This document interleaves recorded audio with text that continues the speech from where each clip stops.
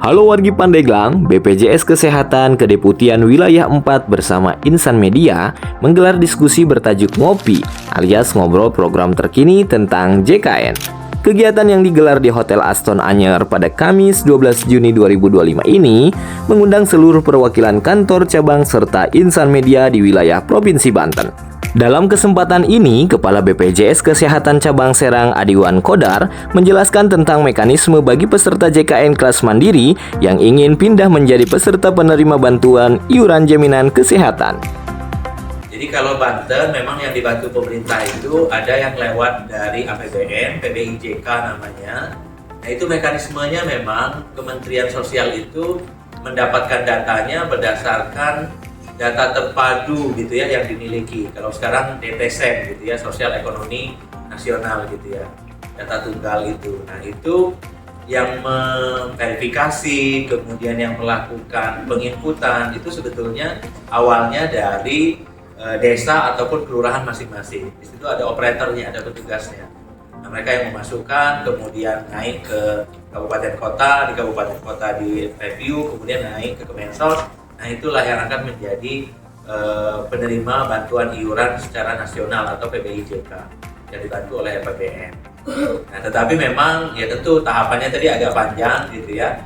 Tetapi kalau yang berikutnya nggak masuk PBI APBN bisa juga masuk yang dibantu oleh kabupaten kota masing-masing atau dari provinsi gitu ya. Kalau untuk di Banten teman-teman sekalian, kita ini secara provinsinya sudah UHC prioritas, UHC non cut off. Artinya masyarakat yang didaftarkan oleh provinsi itu bisa langsung aktif tanpa menunggu 14 hari. Itu benefit bagi provinsi yang sudah mencapai target tertentu gitu ya dalam cakupan dan juga keaktifan. Nah kalau per kabupaten kota, Tangerang Raya itu sudah semua.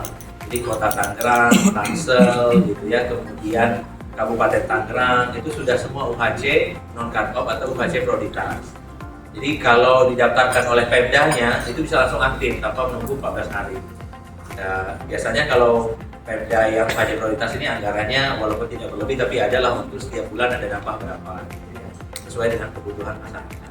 Kalau untuk kita di Banten Selatan itu memang yang sudah UHC non cut off ini Kabupaten Lebak itu sudah.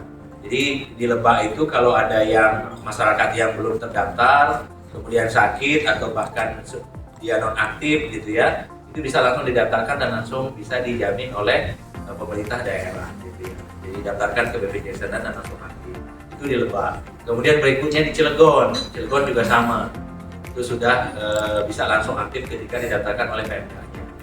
Kemudian berikutnya yang lainnya baru 2 kita ya kalau di kantor cabang Serang gitu ya. Yang lainnya ini seperti Kota Serang, Kabupaten Serang, kemudian Pandeglang itu masih belum. Terutama tadi yang ditanyakan Pandeglang gitu ya.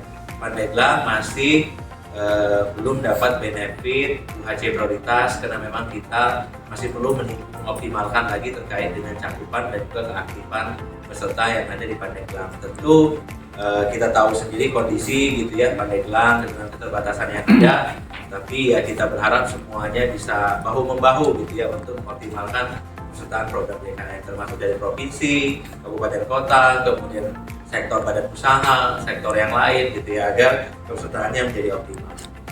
Nah itu kondisi untuk di Provinsi Banten gitu ya.